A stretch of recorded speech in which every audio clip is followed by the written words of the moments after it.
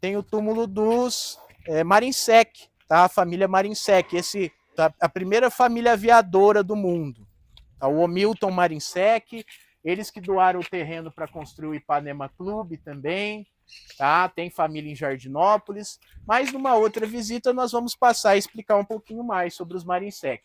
Agora nós vamos direto ali naquele túmulo grande dos Alves Ferreira e agradecer aí a participação de todos e todas na visita hoje.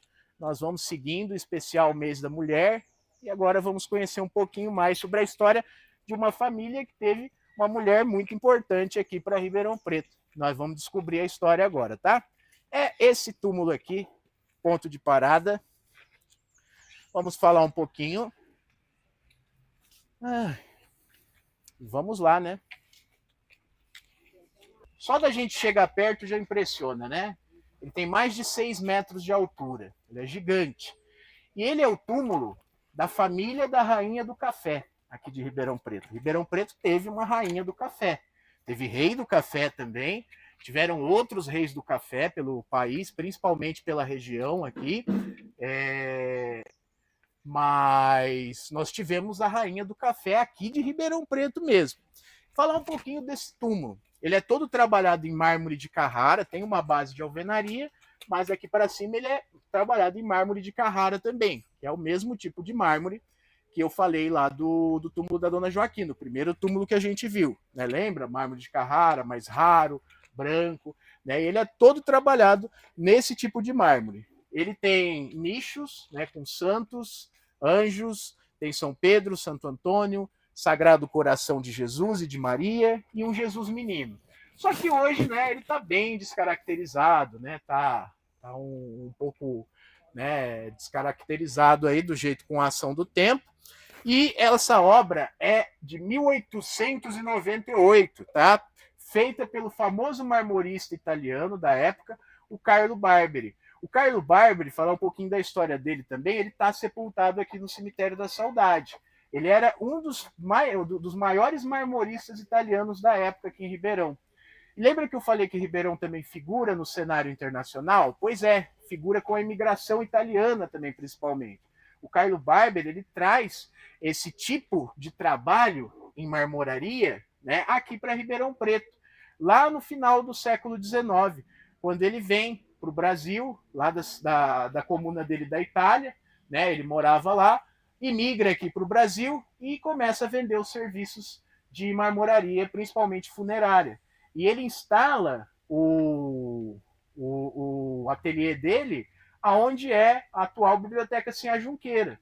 Ele era dono daquele terreno, ele comprou aquele terreno no final do século XIX, ficou ali até mais ou menos início do século XX, até a década de 20, vendeu o terreno para Sinhá e para o Quito, né, mas a marmoraria dele era ali. Né, e ele expunha todos os trabalhos, inclusive tem fotos dele expondo os trabalhos na frente, e foi ele que construiu esse túmulo, começou a construção em 1898, e terminou mais ou menos em 1900, 1903 ali. E ele foi projetado para ser visto de todos os lados do cemitério, porque pensa, antigamente, o cemitério, quando ele foi criado, ele não tinha 32 quadras, ele tinha só esse pedaço aqui, que a gente viu, só esse pedaço. Então, quando ele foi criado, a monumentalidade dele era maior ainda, porque ele era visto de todos os lados do cemitério, tá? E é interessante falar que ele é um patrimônio histórico tombado. Tá? Aqui está sepultado o Antônio Honório Alves Ferreira, que era um famoso cafeicultor que comprou terras, principalmente na região de Brodowski, né? E trabalhou muito tempo com café, ficou riquíssimo, tá? Foi vereador de Ribeirão Preto no século XIX e é o pai da rainha do café, a dona Iria Alves Ferreira Junqueira, nascida em 1853 e falecida em 1927. A dona Iria, ela tinha fazenda na região de Cravinhos, tá? E ela não está sepultada aqui. Ela não está sepultada com a família. Dona Iria está sepultada lá no cemitério da Consolação. Inclusive, já visitei o túmulo dela. Infelizmente, furtaram uma estátua, né, de Jesus que tinha em cima do túmulo, né? Mas ela está sepultada lá na Consolação. e contar um pouco da história da Iria, porque aqui estão os familiares dela, mas o mais importante é falar dela, porque ela foi a rainha do café aqui. Ela foi esposa do Luizinho Junqueira, que era irmão do Coronel Quinzinho, que a gente também passa, a gente passa no túmulo dele, né? Hoje a gente não vai passar, mas nas outras visitas a gente passa também, que foi um importante político aqui da região. Lembra que eu falei para vocês lá que a família Junqueira dominava o cenário político nessa época? Pois é, ela se casou com o Junqueira, ele morre abruptamente, deixa ela sozinha com uma fortuna descomunal. E aí ela se torna a rainha do café, por ser a mulher dona dos mais numerosos pés de café do Brasil. Né? Ela tem a maior quantidade de pés de café do Brasil, uma mulher. Então ela se torna, ganha o título de rainha do café, convivendo também com o rei do café aqui na época, que era o Francisco Schmidt, um imigrante alemão. Tá? E é importante falar da história da Dona Iria, porque ela foi uma mulher à frente do seu tempo. Né? Ela conseguiu gerir toda essa riqueza, não se casou novamente, né? Só que ela teve um episódio que é importante a gente mencionar também, que a deixou mais famosa ainda, mas com uma fama negativa, que foi o crime de Cravinhos. Alguém aqui já deve ter ouvido falar dessa história, eu já contei, você já ouviu falar também, né? A gente sempre conta aqui.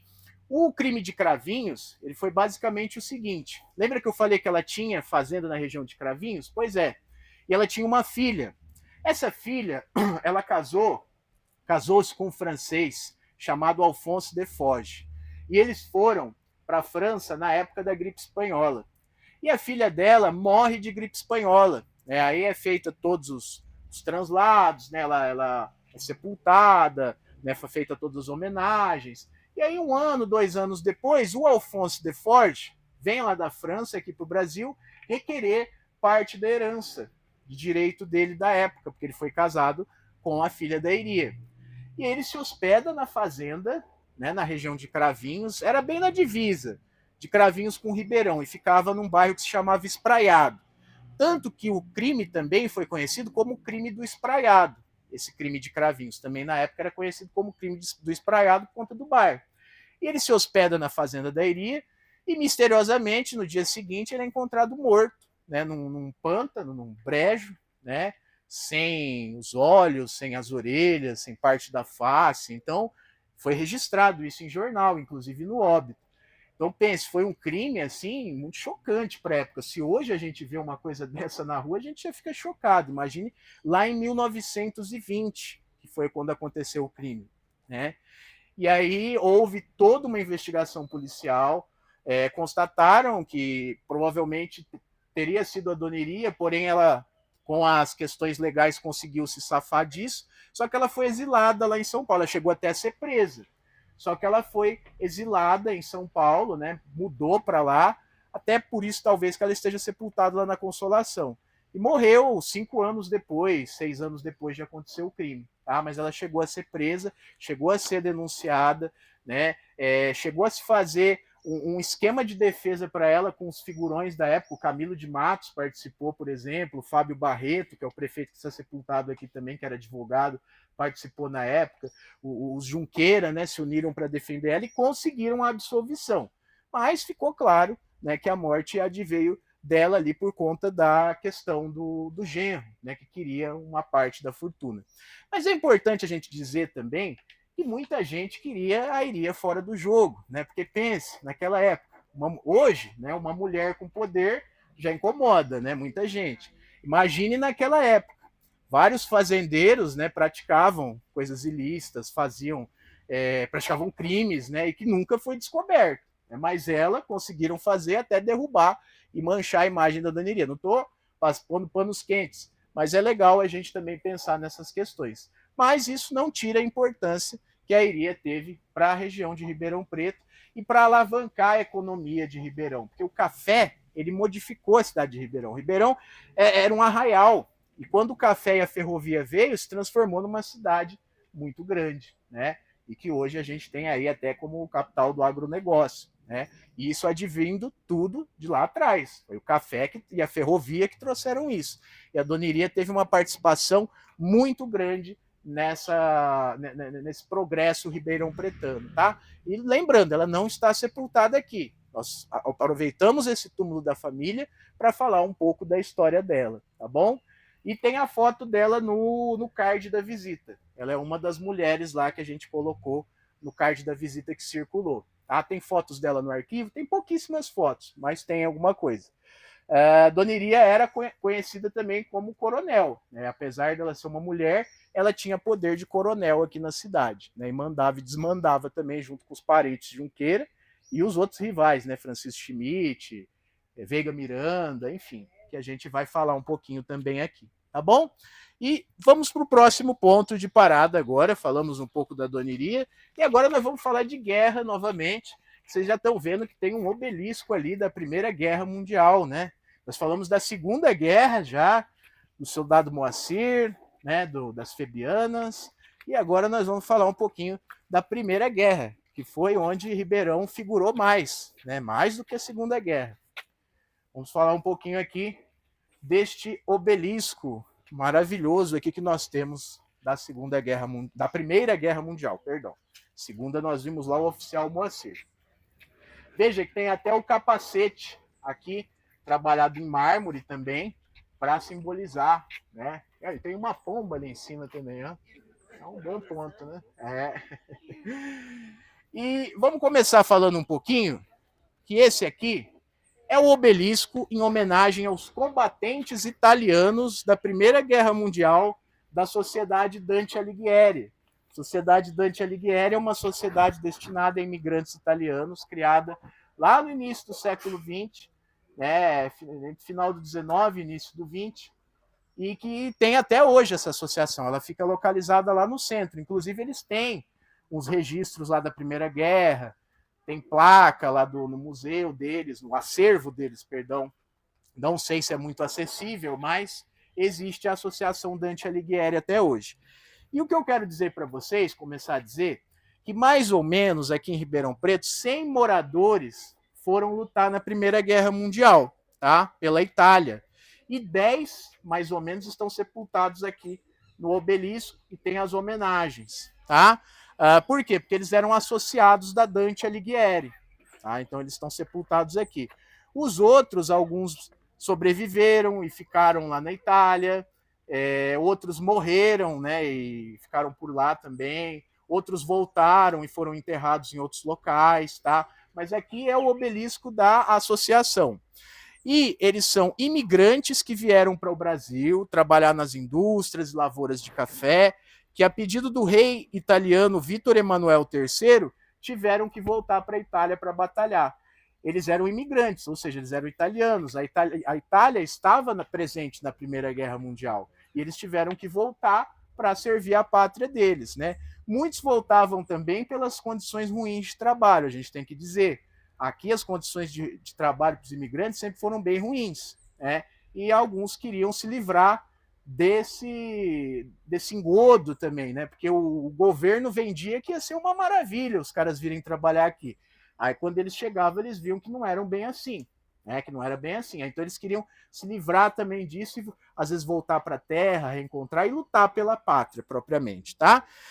Ribeirão Preto, na época, era a quarta cidade mais importante do Brasil. O que eu falei para vocês do café? E o café e a ferrovia chega na mesma época que esse cemitério é fundado, final do século XIX.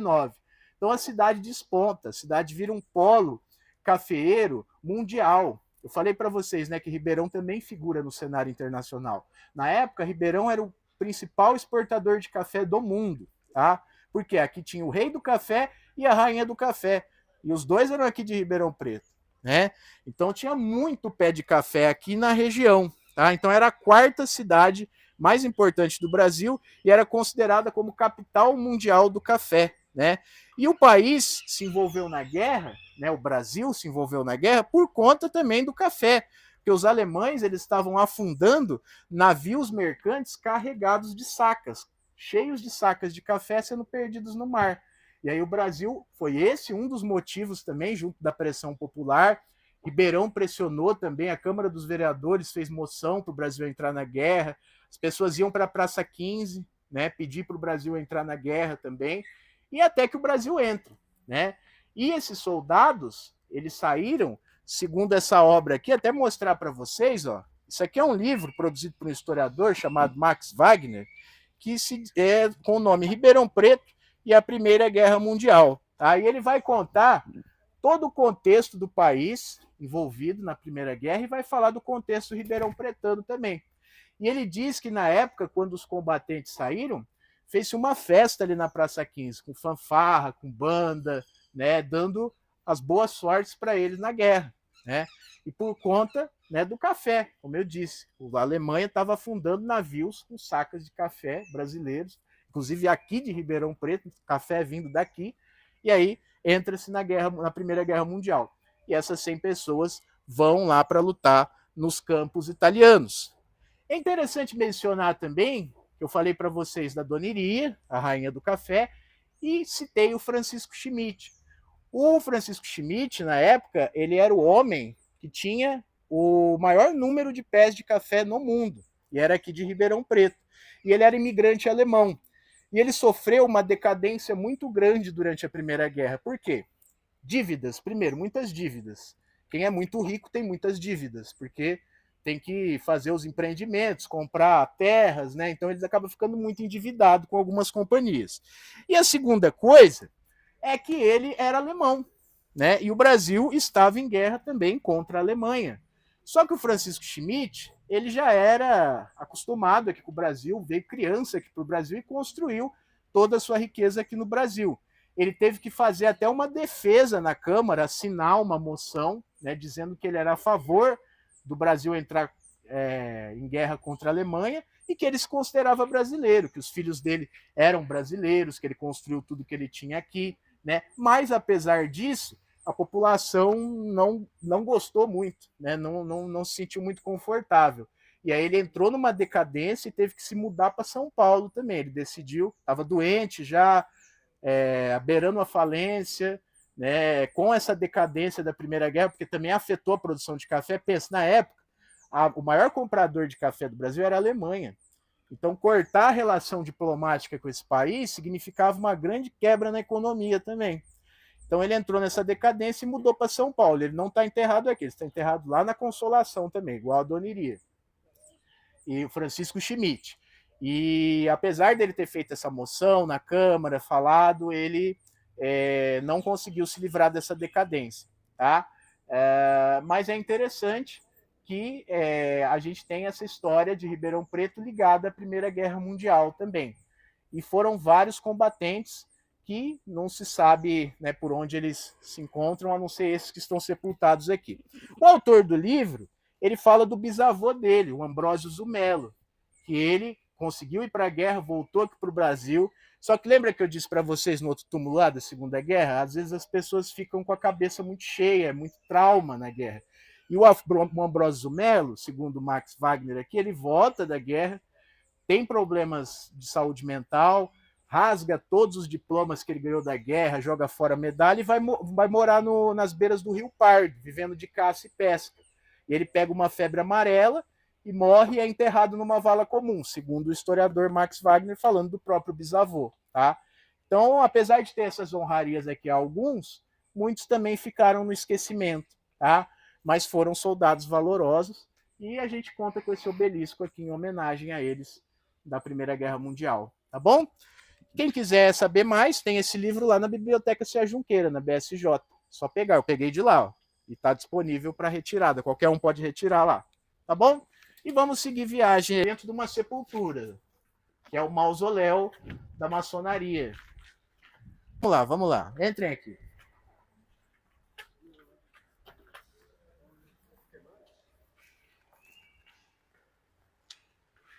Olha que legal esse mausoléu. Sempre está aberto. Tem um lugarzinho para sentar também, alguns banquinhos. É o maior jazigo do Cemitério da Saudade. Isso aqui é maior que muita casa, né? E é uma casa de 2 andares, tem lá embaixo também. Estou falando aí para quem chegou, aqui é o maior jazigo do Cemitério da Saudade. Tá? Ele é um mausoléu, conhecido como mausoléu. E aqui ele é da maçonaria Estrela do Oeste. a instituição civil mais antiga em funcionamento de Ribeirão Preto. Eles funcionam desde 1885, que quando eles tinham uma casa lá no centro, do irmão grão-mestre Ramiro Pimentel, e eles faziam as reuniões na casa dele. Então funciona desde 1885, tá? E atualmente a Maçonaria Estrela do Oeste, ela se localiza lá na Rua Duque de Caxias 260, no centro, ali na Baixada. E aqui são sepultados os irmãos e as cunhadas, que são as esposas dos maçons, como eles chamam, né? As cunhadas e os irmãos são sepultados aqui. Os que pedem, quem pede para ser sepultado com a família, pode ser sepultado com a família, é só os que pedem aqui. E os outros familiares, né, tipo pai, mãe, tio, filho, né, tem um túmulo disponível mais para lá, que é o Anália Franco. Aí eles podem ser sepultados ali também, um túmulo coletivo de instituição. E complementar que a maçonaria, elas são organizações civis que nascem para regulamentar a profissão de canteiro, de pedreiro da época, que mexiam com pedras, né, pessoas que entalhavam pedras. Elas nascem com essa finalidade, de regulamentar essa profissão e formar as guildas. Hoje nós temos outros fins, né? Política, né? Temos algumas questões religiosas também envolvendo a maçonaria, porém na época, lá na Idade Média, era com esse fim, para regulamentar a profissão de canteiro. E é interessante a gente ver que ali tem as cinzas, né? Ali são guardadas as cinzas de quem é cremado, tá? E lá embaixo tem as criptas. Aqui a Bíblia sempre fica aberta no Salmo 133, tá? Que é o salmo dedicado à maçonaria e aos irmãos. Vamos descer lá embaixo um pouquinho para ver, ó. Aqui embaixo tem também as criptas. É seguro, viu? De manivela, o caixão é colocado aqui e gira-se a manivela de correia, né? E o caixão vem descendo para ser sepultado aqui. Aqui ficam os restos mortais dos maçons. Vocês veem que tem pessoas sepultadas, né, até hoje, né? E reparem, pessoal, reparem muito aqui que nós temos a data de nascimento, a data de ingresso na maçonaria e a data de falecimento na plaquinha dos homens, tá? Então também tem a data de ingresso na maçonaria, que é interessante. É muito bonito esse jazigo. E vale muito a pena a gente conhecer a maçonaria. Também faz parte da história de Ribeirão. Tem outros túmulos de maçonarias aqui, mas eles, a maioria, estão desativados. Já não existem mais. O próximo ponto de parada. E agora nós vamos falar um pouquinho de animais, hein? Vocês veem que é mais fresquinho aqui. É para a gente ver a importância da arborização. E o cemitério, ele é um local de morte, mas também é um local de muita vida, né? Nós temos pássaros, macacos, gatos, insetos, plantas, flores e muitos animais aqui, é um verdadeiro ecossistema, né? E a gente pode ouvir até os pássaros, né, cantando. E nós vamos falar agora de um túmulo de um animal, né? Aqui no Cemitério da Saudade. Mas já adianto que o cachorro não está sepultado aqui, tá? É só uma homenagem. Aqui é o conhecido túmulo do cachorro, tá? Mas eu já adianto, ele não está sepultado aqui. É proibido sepultar animais em cemitérios, tá? Tem até algumas leis municipais, algumas tramitando também na Alesp, para poder sepultar o pet junto com o dono, né? Mas isso é mais para frente. Tem cidade que já aprovou essas legislações já, mas por enquanto aqui não. E esse túmulo é uma homenagem a um cachorro que foi muito querido para essa família aqui. Tanto que, além da estátua, vocês podem ver que tem um epitáfio aqui destinado, dedicado ao cachorro, né? Assim como fostes meu amigo em vida, serás também na morte, né? E aí, ali o nome da família. Então, esse túmulo é muito interessante para a gente refletir também sobre o valor dos animais na nossa vida, né? Que são aí hoje até quase como membros da família, né? A gente cuida, a gente ama, a gente sofre também quando eles partem, né? E a causa animal é uma causa que está crescendo bastante, né? As pessoas estão se preocupando com os animais, que afinal a gente vê também muitos na rua sofrendo, né? Sem casa, sem abrigo. Isso é triste, né? Não é triste só ver o ser humano assim, o animal também, né? E aí é legal a gente ver que tem essas homenagens no cemitério também. Não é só aqui, em vários cemitérios, né, do país tem estátuas de cachorro, né? Em alguns cemitérios, como eu falei para vocês, tem umas leis tramitando, mas tem cachorros enterrados, né, em algumas raras exceções, né? Tem cemitérios para pets também, destinados para pets. Em São Paulo tem,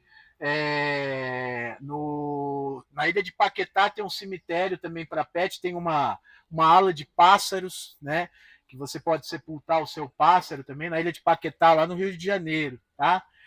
Então nós temos cemitérios específicos para animais particulares. O túmulo ele não tem muita identificação, mas nós pesquisamos com a administração do cemitério e a mulher que nós vamos falar, ela está sepultada aqui.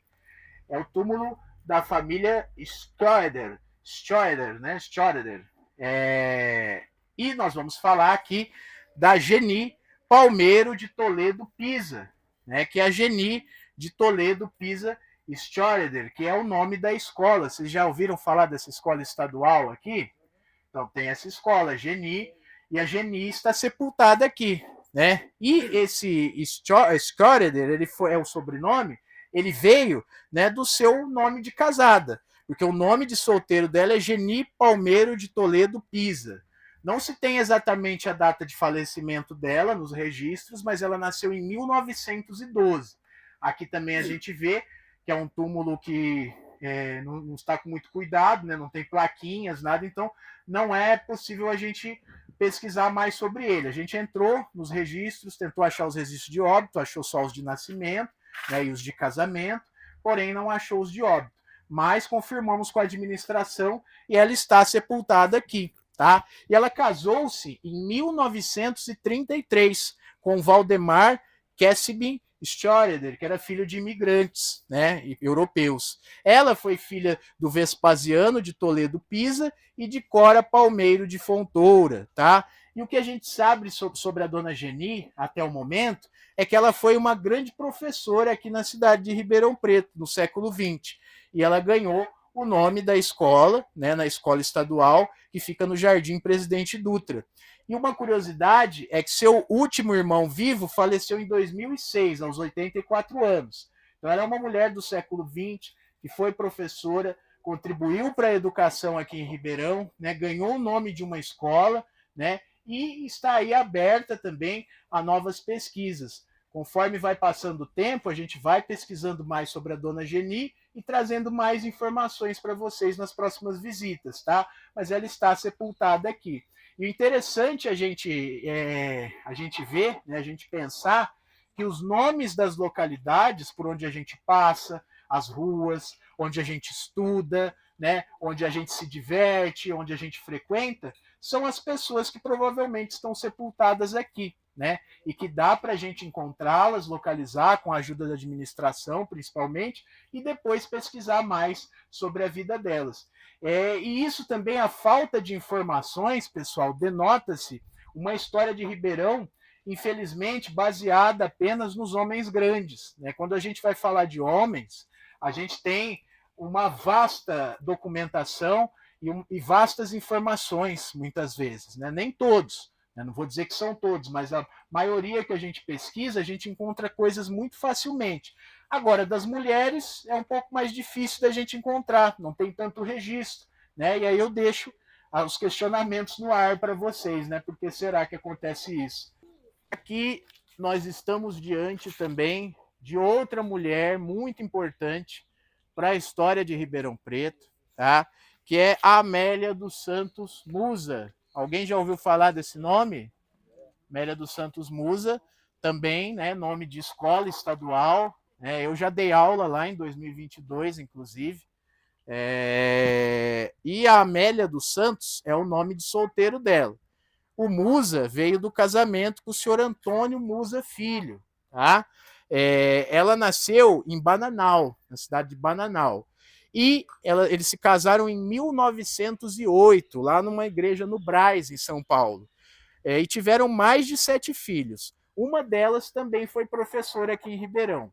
A dona Amélia, ela é muito antiga, ela nasceu em 1886, Tá? Então, uma senhora muito antiga, nascida no século XIX e faleceu em 1958. Ela é filha do Fábio Justiniano dos Santos e da Inácia Gonçalves Pereira. Tá? E a dona Amélia, ela foi uma importante docente aqui em Ribeirão, inclusive tem a foto dela no card também. Ela com uma criança, provavelmente uma neta, uma bisneta, tá?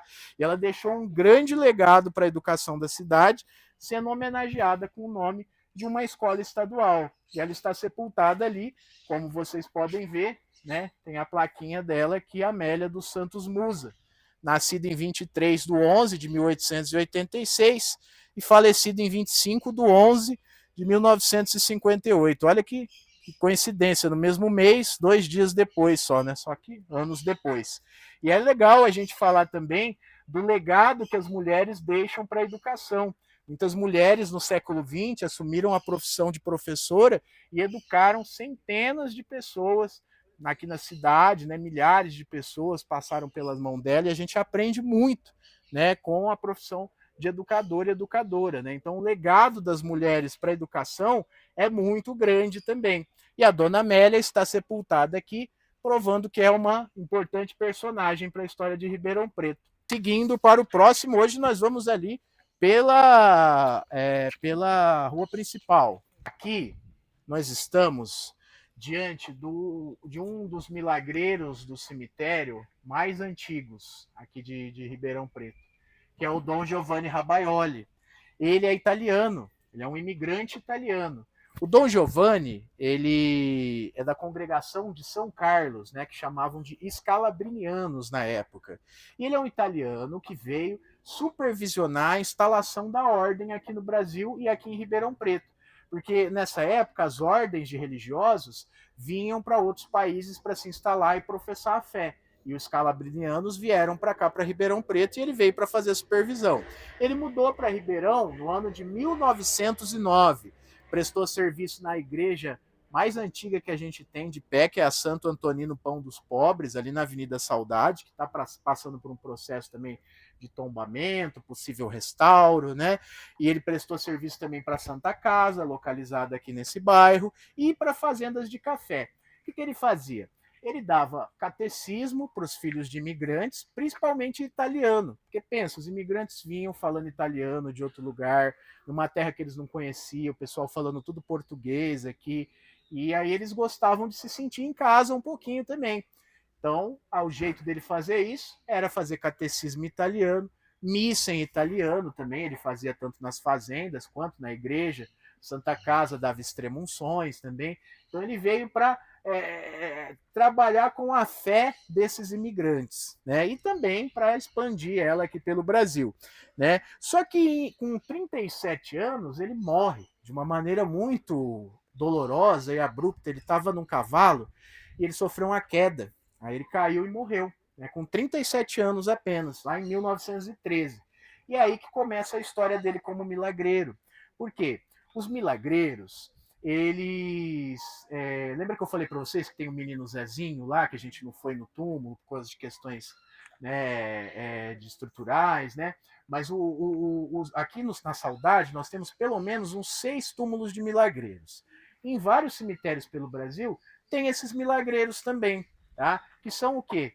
Pessoas que morrem de maneira que a gente chama de exemplar, uma pessoa que sofre muito para morrer, ou uma pessoa que morre de uma forma abrupta, assim, muito jovem. E aí a população cria um culto em cima deles, né, falando que eles fazem milagres por conta das próprias experiências, né? E na prática o quê? O fiel vem aqui, reza para o Dom Giovanni Rabaioli, pede uma graça, né? Pede, sei lá, um emprego, passar no vestibular, que tenha mais, que acabe as brigas em casa, que a cura de doenças, muito bem lembrado isso. E aí a pessoa vem, pede, e segundo a tradição popular católica ou religiosa, o santo, o milagreiro, perdão, concede essa graça e a pessoa vem e deixa um presente para ele. Existem várias maneiras de fazer isso, mas uma das mais conhecidas são as plaquinhas de ex-votos, que são essas plaquinhas que vocês estão vendo aqui. Geralmente está escrito por uma graça alcançada, aí tem a inicial da pessoa ali, né?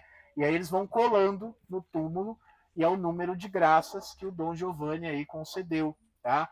Então, geralmente é isso, a pessoa se torna milagreira quando ela tem uma morte exemplar, que é com muito sofrimento ou de uma forma bem abrupta, assim, bem inesperada, né? E aí forma-se um culto em torno do túmulo dela. E olha que interessante, os fiéis cuidam até hoje desse túmulo, porque ele é pintado, tem flores, e o Dom Giovanni morreu lá em 1913, né? O menino Zezinho, que a gente viu lá, morreu em 1947. Então, até hoje, se tem os peregrinos vindo a esses túmulos pedindo graças, né, e recebendo milagres. E aqui nós temos o busto da representação dele, né, o mais fiel possível, como ele era antigamente. Agora nós vamos falar um pouco